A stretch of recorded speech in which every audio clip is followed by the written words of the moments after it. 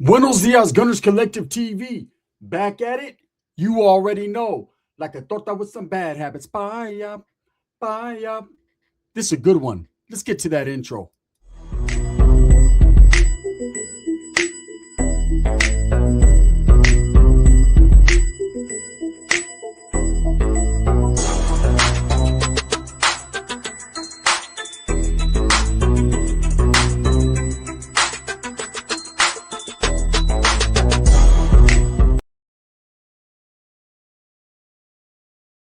Welcome back to the channel. And if you haven't already hit that like and subscribe button, make sure you go ahead and do that. Put your notification bell on all so that way you're directed in the direction of the dope content that the gun stays kicking. I appreciate your support. We all appreciate your support. I'm very humbled by it. Let's go. This is another interview reaction. The Woods almost got away with it. This one has so many twists and turns and is so tricky.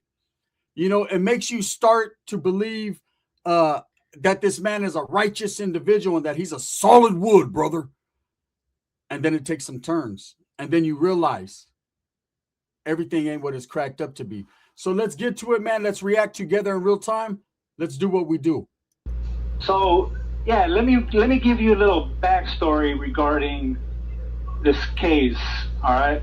I had paroled from Pelican Bay in 1995, and I was in LA County Jail within a month. I was busted for auto burglary. And back in 1995, LA County Jail had a thing called OSJ, Operation Safe Jail. So anybody that comes in that they view as a gang member, has tattoos, they'll slam them down and they'll put them. Let's rewind for a second. 1 month. That man paroles from one of the most dangerous, treacherous prisons in California, Pelican Bay. And within 1 fucking month, he steals a car. Now he's in LA County Jail. Wow. Damn, bro. Fucking get a job. Get a hustle. Right back to it, brother. You know what I mean? With their own kind. So, like, the white boys had their own gang module. We had our own row. The Mexicans had their own row. The blacks, the Crips, the Bloods, the Asians. So it's a white gang module, and that's where they put me. And so one of my cellies was a friend of mine who ended up turning out to be two co-defendants in this case when I had killed this guy Hampton. They call him No Brains, right? So he's basically going to give us the whole rundown on what took place. Now, mind you, everyone who's mentioned in this video, I'm sure, has been convicted. They're doing their time. Hopefully, over the course of this video, he'll tell us what happened, right, with them ultimately. But I don't want you guys to think that any names are being put out there that weren't convicted of a crime. This is a crime that's already signed, sealed, and delivered, or I wouldn't be playing this video or this audio, not at all. And we're reacting to, like I said, an interview that was conducted on a different channel. And this is just my take on it. And so one of my co-defendants, his name is Crash. His name is Jason Smouse. And he's actually here now. He's over on the other yard. So this guy, I'm in the gang module for the auto burglary. This guy, Crash, he's in the gang module because he was in a high-speed pursuit running from the police. They finally caught up to him in like a dirt area, and his truck got stuck. He had put the truck in reverse and tried to go backwards, and then he tried to put the truck into gear and go forward. And when he put the truck into gear to go forward, the truck lunged a little bit. I've been in that situation. One time I was arguing with somebody, a wifey at the time. You know, me and her actually real cool. You never know. I might bring her on here to verify some stories, right? Validate some shit. But we were in an argument and I pulled under like one of those at an apartment. We were living in some apartments and I pulled under the overhang, I guess you would call it. And where you park, and the car was running, and she came running out trying to jump in the car and grab the keys out of the car, wanted me to stay there. You know how it is when you're arguing with women or vice versa, right? They don't want you to leave. And my foot was on the brake because the car was in reverse. And when in the course of her jumping in and trying to do whatever, the car started to roll backwards and the door was opening because she was trying to open the door at the same time. So she was hanging on the door trying to open it. And as I'm backing up, the car's rolling backwards. So I go to press on the brakes, right? Because I'm about to hit this pole. The door's going to get pinned. And I pressed the gas and that motherfucker lunged. And yeah, it was bad. It was a bad situation. And the cop opened fire on him, shot him like 9 times, right? They shot him 9 times. And when the cops started shooting, the first thing Jason did was roll over on the front seat, kind of like he ducked. He's in the driver's seat, and he rolled right to lay down on his side to protect himself. Well, the cop is shooting at the driver's side door, and one of the bullets actually goes through the door, and it goes up his, like actually went up into his 1 in a million shot. So he's shot 9 times. He goes to the hospital. Basically, I think you said it went up his butthole. After he gets out of the hospital, that is kind of 1 in a million shots. Unless you're Wes Watson, then that's how they could identify him. The guards put him in a cell with 3 other black guys, and Jason has a bunch of tattoos. He's got like some white prison gang tattoos, like a swastika. Cops cold set him up, man. They knew he was a Wood, right? And they're gonna place him in a cell with 3 brothers. What do you think's gonna happen? I'll give you one guess. And so the blacks, they put the boot to him, like they beat him down so bad that he had to be put back in the hospital. And after he got out of the hospital the second time, they put him up in the game module with us. All right. And so he was my cellie for a minute. He ended up moving out, going down the tier. One of my other cellies was Danny Black. All right. This guy was busted for, I don't remember what he was busted for, but so he was my cellie. And so when all this came to be regarding this inmate, No Brains, when I had decided to kill him, You hear how he so nonchalantly says that he just made the decision. It wasn't even, and that's prison. Like I said, it desensitizes you. County jails, doesn't matter where you're at, especially when you're involved in a gang or a group.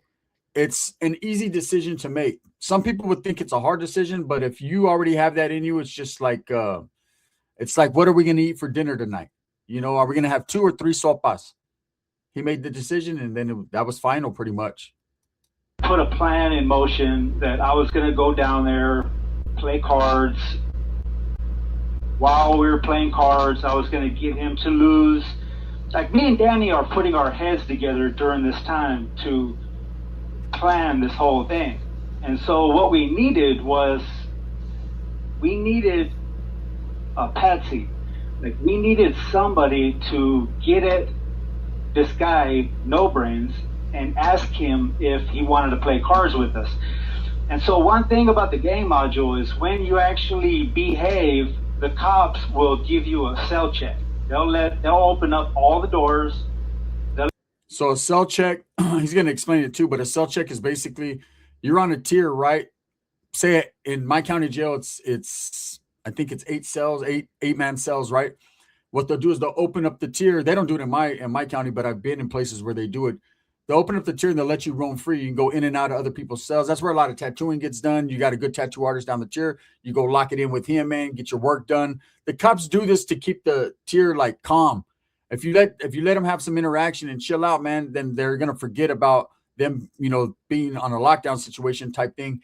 And it's just a little bit more freedom. So everyone acts right. So that way they can do this. But this is also where a lot of notes, a lot of things get passed. And, you know, so I'm sure he's going to explain the same thing, but that's pretty much what I think it is.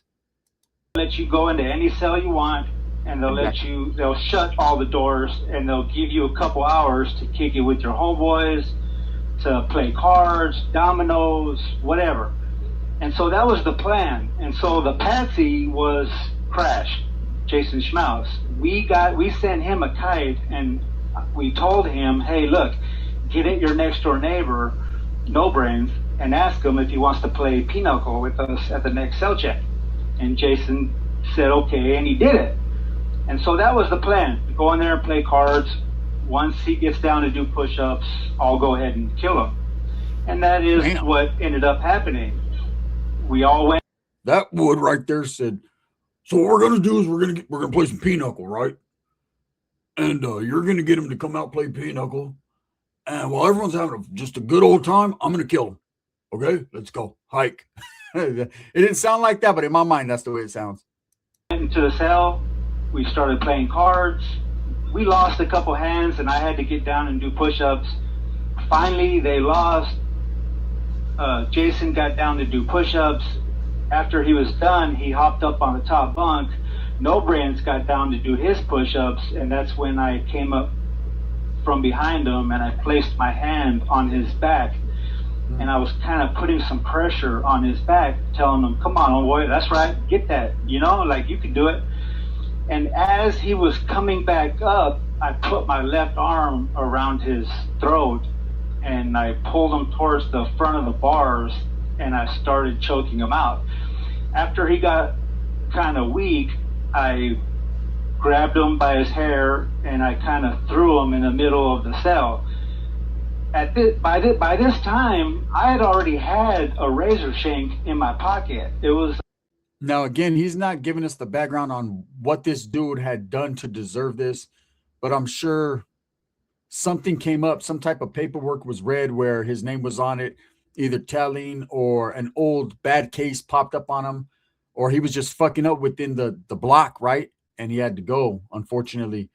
But wow, this dude didn't hesitate. A couple razors melted into a piece of plastic. And Danny was next door during all this. He had the actual shank.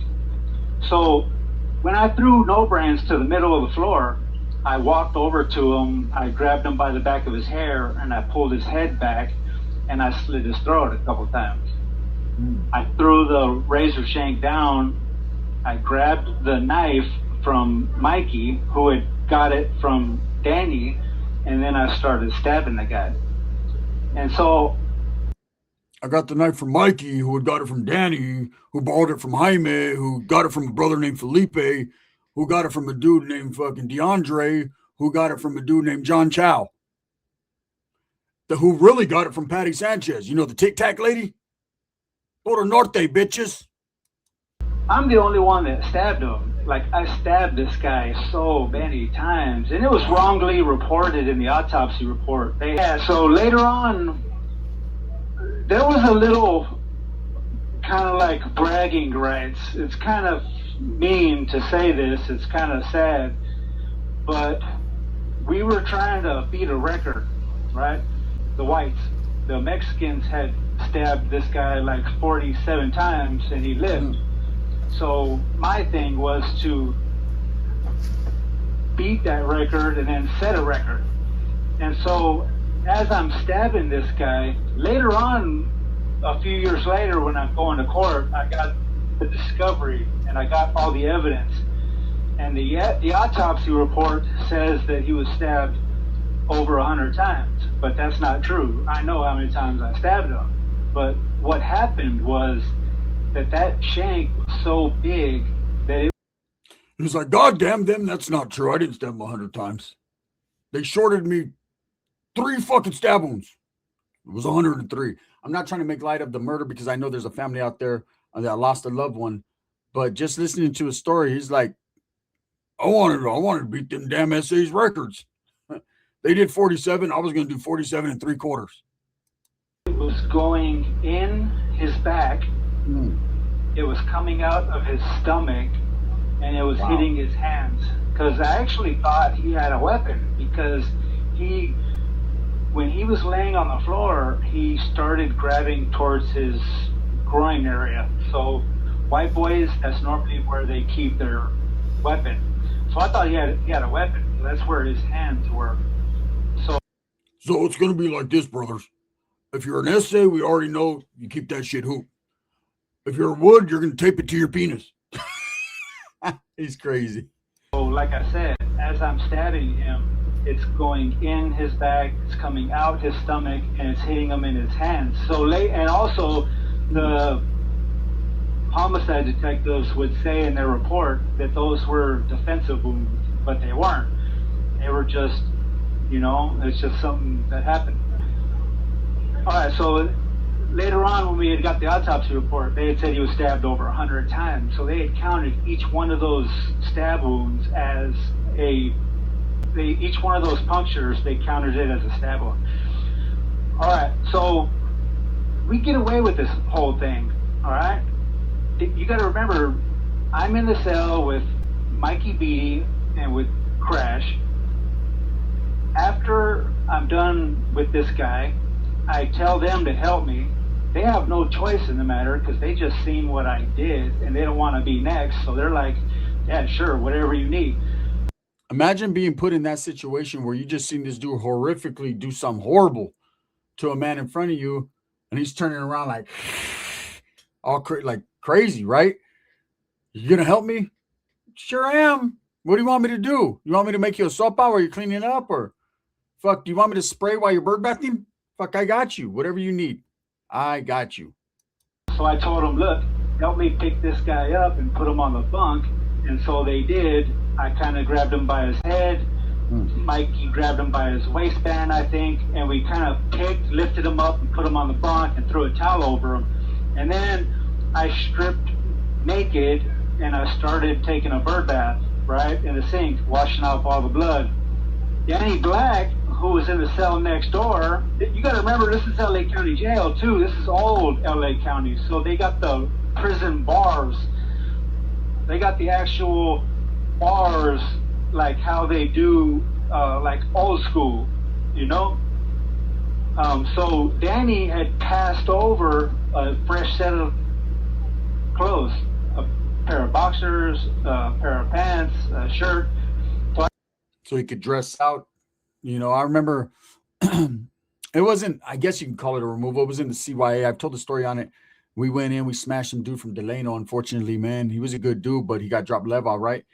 And there was blood everywhere, man. And I remember we had it set up. We went straight down the tier, boom, to the laundry, dressed out, switched everything out, and it was good. I mean, I ended up getting busted on it. And I mean, it was nothing. I went to Yuba Hall, which was the oil, for like a week and then came back. But because he didn't get stabbed or nothing, that was just all punches, right? But I get it, what he's saying, that they already had dress outs for him so he could switch his clothing. Like, motherfuckers would kill someone, right? Like, look, there's 20 people on the block. This dude comes up with 100 stab wounds. Someone's going to get caught for it. Who? I don't know. But, I mean, there's only so many people that could have did it, right? After I got done taking a bird bath, I got dressed. We looked over everybody, made sure that there was no blood on anybody. The officers announced that the cell check was over, and they opened up all the cells, and we went back to our cell. And they said, get ready for pill call. And so after everybody's locked down in their housing, the nurse comes on a tier to administer medication, and also that officer to do count. And when they got down there to No Brains' cell, the officer was using his club to bang on the bars to try and wake him up in case he was sleeping. And finally, after he didn't respond, he reached down and grabbed the sheet that I had thrown over the body and pulled it. And once he pulled it off, that nurse took off running, like she was gone, running down the tier to get away from that. So all the cops come, they pull everybody out, they take us all in the hallway, they do a quick run through of our hands, seeing if anybody had any injuries consistent with what just happened. They're doing a knuckle check. They're checking your knuckles, anything. If you have any bruising, scratching, anything that they could tell that indicates that you were involved in some type of altercation, they're going to try to link you to that. That's why if you've ever seen that movie Shot Caller and there's that riot that happens, you see that guy Bottles, he gets down and he wipes all that dirt on his hands. And what that's doing is that's washing off the blood, but at the same time, any scarring, bruising, or anything that's kind of masking that. That's why he did that. And then they put us all in the hole. So also, like, I had the keys to that gang module at the time. And so one of my rules was that no white boy was allowed to have a weapon. So my cell 5, was in charge of holding all the weapons. So every time we got a weapon, a shank, a boot shank or something like that, we would wrap it in toilet paper and wet it and then throw it and stick it to the ceiling. All right. So after this, and you'll see that in a lot of county jails, a lot of places, like a whole bunch of wet toilet paper up there. I always thought it was just fucking dudes bored. Now I know. Here I am fucking eating sopas and a piece could have fell on my head. Happened. They took everybody to the hole. They got rid of the body. They searched the whole tier, right? And about 3 weeks later, they put us all back on the rope. They put us all back in our exact same cells. And when I got into my cell, I looked up on the ceiling and there's 2 shanks still stuck to the ceiling. So it's obvious because you could see that the rust was kind of eating through one of them, you know. But I knew that they knew that they were there, you know. But they kind of, that's how the cops were at that time. They liked it when white boys did stuff like that, you know, killing a chomo or killing, you know. So everybody catches the chain and goes to prison. I went to court and I got sentenced to 32. So basically, it seems like they got away with it. They really got away with it, allegedly, up until when they didn't. 2 months for auto burglary, and I cut the chain and I was gone. I ended up going back up to Pelican Bay, and I ended up paroling in 1998. I paroled twice off of this old murder. And as soon as I got out, I was gone. I went out to Utah because I knew that it was just a matter of time before this murder had caught up with me. Jason Schmaus, he ended up taking a deal in his case because he was being charged with attempted murder on a cop because they're saying that he used his truck as a weapon. And plus he was suing them for them shooting him 9 times. So they offered him a deal. They said, look, just go ahead and drop your lawsuit and we'll go ahead and give you, I forget how much time, like 13 years or something. And so he did. He went to prison. Danny Black took a deal for his time and he went to prison. So now fast forward to 1998. I had parole the second time, right? I got busted out in Utah. They extradited me back to California. While I'm sitting in Chino, Palm Hall, LA County comes picks me up. They say, Glenn, pack your stuff. You're going. Hey, that's the worst feeling in the world when the detectives come to your door. They pull you out like, hey, you got someone that wants to see you. Man, if it ain't my old lady or a torta, I ain't trying to go out there. And when you see, when you hit that corner and they're wearing fucking suits, game over. So I knew automatically what it was. I'm going to LA County for that old murder. So I said, fuck. So I go to the county jail. I see everybody. I see Danny. I see Jason Schmaus. I see Mikey. We get all our discovery. You know, we find out all the evidence that they have against us. And I'm in the hat. I got in trouble. Danny Black, who was NLR at the time, he was trying to become, so he was trying to slide in with the big homie Butch, and he was using me. He was going to go ahead and toss me to the wolves, right? So I had got. Let me guess. This is his excuse why he told on everyone. It's always they were always trying to, they were going to do me dirty. So self-preservation, right? Nah, it ain't always like that, man. You just chose to do what you chose to do, man. Let's just keep it real. Let's be real here. I had got a copy of his witness list. I found out who he was bringing down to court for trial. He was bringing down Steve Oliveris, my old cellie, and another brother, right? So once I seen that, I knew that he had no loyalty to me anymore. His loyalty was to the gang. And that's like That's absolutely the wrong thing right there. When you commit a murder with somebody, like, you guys are like bonded for life, you know? Like, that super. Now, let's rewind a little bit. Do you remember when he committed this murder? When he just says, "Hey, I stabbed him." He says, and then I told these guys to help me clean up or whatever he was doing, because if they didn't, they were next, basically, right? And now, man, they need to be loyal to me, man. We just committed a murder together. Motherfucker, he was willing to kill them too. The mentality is different. You got to listen to everything. Precedes all that other gang stuff, but he tried to sell me out. And so I decided to, at this time, they're trying to kill me. I had just sliced that black guy from the top of his shoulder all the way down his arm and out his elbow. So that's another case that they can get me for, attempted murder. The DA offered us all a deal, right? We're getting ready to go to trial. So the DA said, Bobby and Jason, if you guys go ahead and plead guilty, we'll give you guys 22 years with no life. Mikey, because you have a relatively non-existent criminal record, we'll give you 16 years for your participation in this case. But Danny Black, because you have been caught with 2 weapons while you were down in 1750 high power, you got caught with drugs, they offered him 28 years. All right? So after, and also what the DA said, that if you take your deal, in order for you to take your deal, you had to give what is called a factual guilty plea. And it's called factual guilty plea means you got to tell him everything that happened, who was all involved, all that's kind of like a debrief, I guess. But you do it with the district attorney. They record it and all that.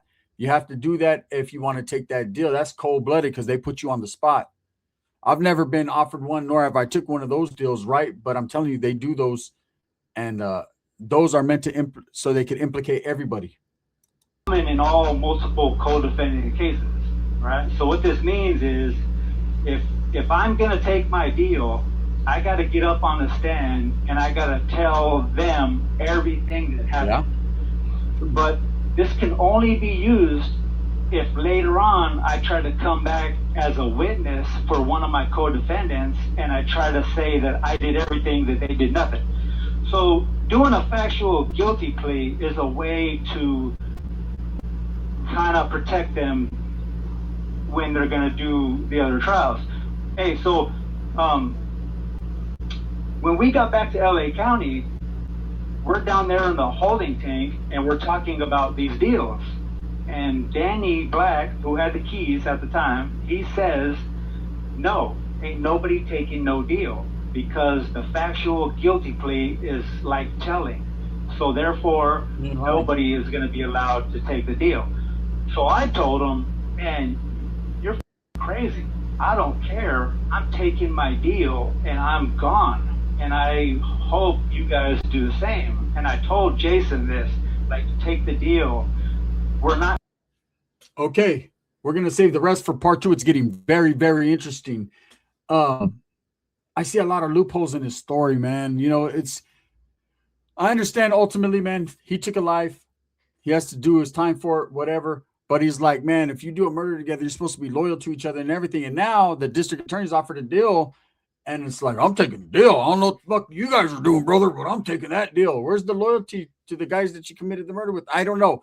We're going to see what happens in part 2. I hope you guys enjoy these. Hit a 1 if you still want these interview reactions, man. I'm rather enjoying the stories, so we're going to keep it going. With that being said, thumbs up or thumbs down. Heavy's going to be the head that wears the crown. I'm going to continue to strive, struggle, and strive for what I truly and honestly believe in, and that's the betterment of all people. This video right here is sponsored by Barrio Liquors in Turlock, California. If you're in the Central Valley in the Turlock area, pull up to the Barrio and get you something cold to drink.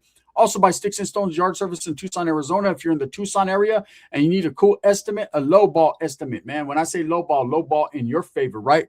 Hit up Sticks and Stones Yard Service and let's support our small local raza businesses. This is The Gun. Be on the lookout today for part 2. Bang, bang.